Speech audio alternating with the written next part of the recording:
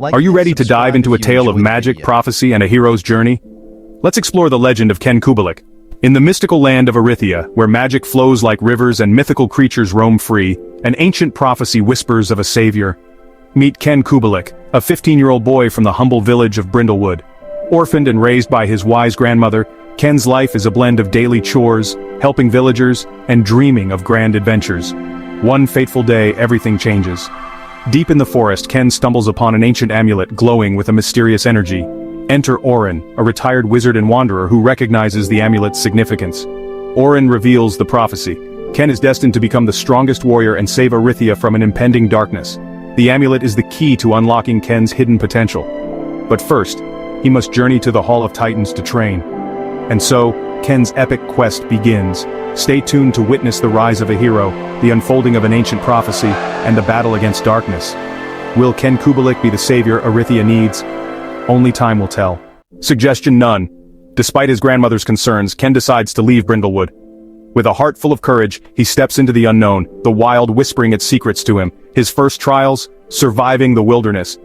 From evading ruthless bandits to confronting his deepest fears, Ken proves his mettle. But he's not alone for long. Enter Lena, a skilled archer with a mysterious past. Her arrows never miss, and her secrets, well, they'll keep you guessing. And then there's Jax, a cunning thief with a heart of gold. His quick wit and nimble fingers make him an invaluable ally.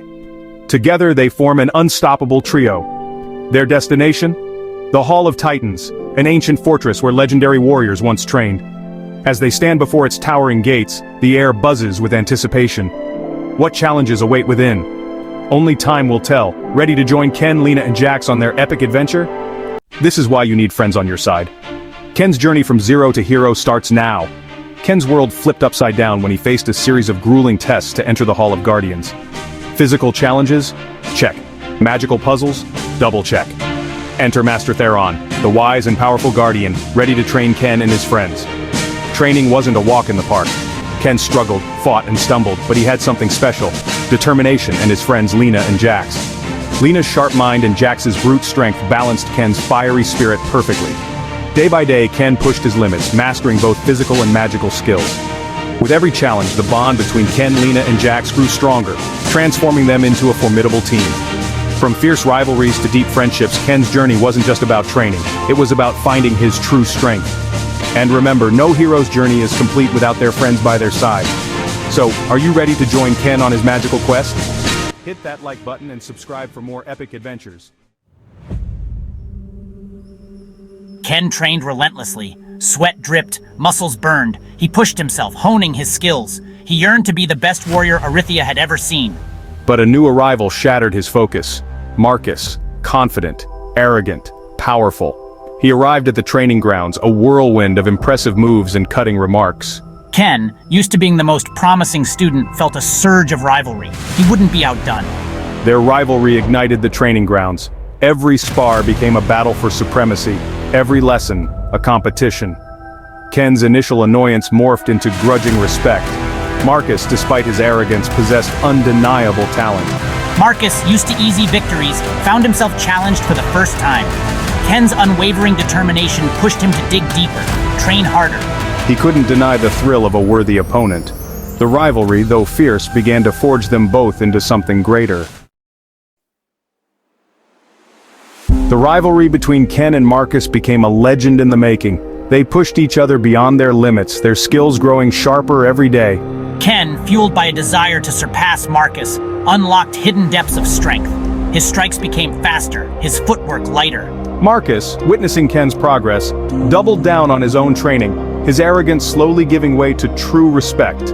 He started acknowledging Ken's skills, even offering advice. The competition remained fierce, but a bond began to form. Their masters watched with a mixture of amusement and pride. They saw the raw potential in both young men, honed by their relentless competition. Little did they know, a storm was brewing, one that would test them like never before.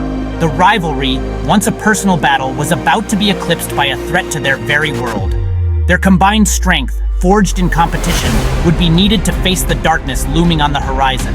The fate of Erythia hung in the balance. Whispers of an ancient evil spread throughout the land. Malachar, the destroyer once imprisoned, was stirring. His power, fueled by darkness and chaos, seeped into the world, corrupting and destroying. Panic gripped the hearts of the people. Malakar's minions, creatures of shadow and flame, emerged from the depths. They sowed terror and destruction, their eyes burning with malice. Villages were razed, fields withered and died. The very air crackled with fear. In the Hall of Titans, a place of ancient power and wisdom, the Masters felt a tremor in the fabric of their world. The wards, ancient magic protecting Erythia, flickered. They knew the time had come to face the darkness. The Masters, grizzled warriors and powerful sorcerers prepared for the inevitable onslaught. They rallied their most promising students, among them Ken and Marcus, now facing a common enemy that dwarfed their rivalry. The fate of Erythia rested on their shoulders. A crimson tide surged towards the Hall of Titans, a wave of grotesque creatures determined to destroy this bastion of hope. Ken and Marcus, standing shoulder to shoulder, felt a cold dread grip their hearts. This was no mere training exercise. The ground trembled as monstrous beasts slammed against the hall's ancient defenses. Archers rained down arrows, each shaft imbued with deadly magic. The air crackled with the sounds of battle, a symphony of clashing steel and agonized cries. Ken fought with the ferocity of a cornered wolf, his movements a blur as he cut down one enemy after another. Beside him, Marcus fought with cold precision, his blade a whisper of death. Their rivalry was set aside, replaced by a desperate fight for survival. The defenders fought bravely, but the enemy was relentless. The hall's defenses began to crumble. Ken, looking around at the carnage, knew they couldn't win this fight alone. They needed a miracle. As the battle raged, a glimmer of hope emerged. Orin, the oldest and wisest of the Masters, appeared. His eyes, normally twinkling with mirth, were filled with a grave determination.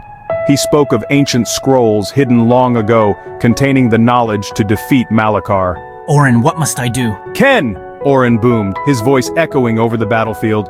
"You have shown courage and resilience. You are the only one who can find the scrolls. Go to the Whispering Caves beyond the Broken Mountains. There you will find the knowledge we seek." I understand, Master. I will not fail you. Ken, heart pounding, nodded. He trusted Orin implicitly. He knew the journey would be perilous, but the fate of Erythia rested on his shoulders. He exchanged a look with Marcus, a silent vow to return. Then, with a heavy heart, he turned and ran, disappearing into the chaos. The journey was fraught with danger. Ken faced treacherous mountain passes, battled monstrous creatures, and navigated deadly traps, all the while haunted by the knowledge that his friends and the entire land of Erythia were depending on him. The Whispering Caves were a labyrinth of echoing tunnels and treacherous drops. The air was heavy with an ancient magic that made Ken's skin crawl. He pressed on, guided by Orin's instructions and his own determination. The caves tested him physically and mentally. He faced illusions that preyed on his deepest fears, and puzzles that strained his intellect. But with each challenge he overcame, he felt himself growing stronger, more resourceful. I must keep going. I can't let them down. Deep within the caves, he found a chamber bathed in an ethereal light. Ancient scrolls, their pages filled with cryptic symbols, lay on a pedestal in the center. As he reached for them, a voice boomed through the chamber, the voice of his ancestors. The voice told him of his lineage, a long line of warriors who had fought against Malakar centuries ago.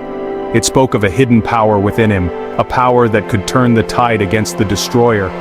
As the voice faded, Ken felt a surge of energy coursing through his veins. He was the heir to a legacy he never knew existed. This power, it's incredible. I feel unstoppable. The journey back was a blur. Ken, invigorated by his newfound purpose and power, moved with a speed and agility he never thought possible. He could feel the ancient power coursing through him, waiting to be unleashed. He returned to the Hall of Titans to find it on the verge of collapse. The defenders were weary, their numbers dwindling. Ken, you're back! Marcus, covered in blood and grime, fought with the grim determination of a man who had lost all hope but refused to give in. Ken's arrival was like a lightning strike. He unleashed the power within him, a surge of golden energy that threw back the enemy like ragdolls. The ground shook, the air crackled, and the very walls of the hall seemed to resonate with his power. Stand tall, everyone. We can do this. The remaining defenders, inspired by Ken's return and the display of raw power, rallied with renewed vigor. They fought like beings possessed, pushing back the invaders with a ferocity that surprised even themselves. Hope, once a flickering ember, began to burn bright. We're not done yet for Erythia! And so, the tide of the battle began to turn, with Ken at the forefront, a beacon of hope and strength for all to see. Ken, now a conduit of ancient power, moved through the battlefield like a force of nature. He struck down enemies with ease, his every movement imbued with a power that defied explanation. He was no longer just a skilled warrior, but a weapon forged in the fires of a forgotten war. Marcus, witnessing Ken's transformation, felt a mixture of awe and envy. He had always been driven by competition, but now he realized that Ken had tapped into something far greater than either of them had ever imagined. As the tide of battle turned, visions flashed through Ken's mind. He saw glimpses of the past, of his ancestors fighting against Malakar's forces centuries ago. He saw their sacrifices, their courage, and their unwavering determination to protect Erythia. These visions fueled him, giving him the strength and resolve to fight on. He realized that this was not just his fight, but the culmination of generations of struggle against an ancient evil.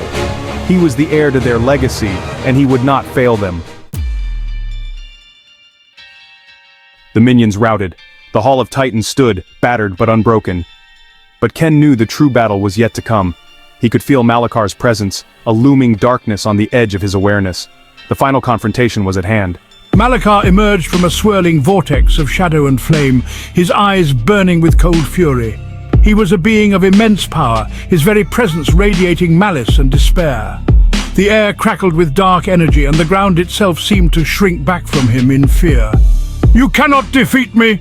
Malakar boomed, his voice echoing with the power of 1,000 storms. "I am darkness, I am destruction, I am inevitable." He raised his hand, and a wave of black fire erupted towards Ken. Ken stood firm, the golden light of his ancestors surrounding him like a shield. He met Malakar's gaze, his own eyes burning with defiance. "You may have haunted this land for centuries," Ken retorted, his voice ringing with power, "but you will not win today."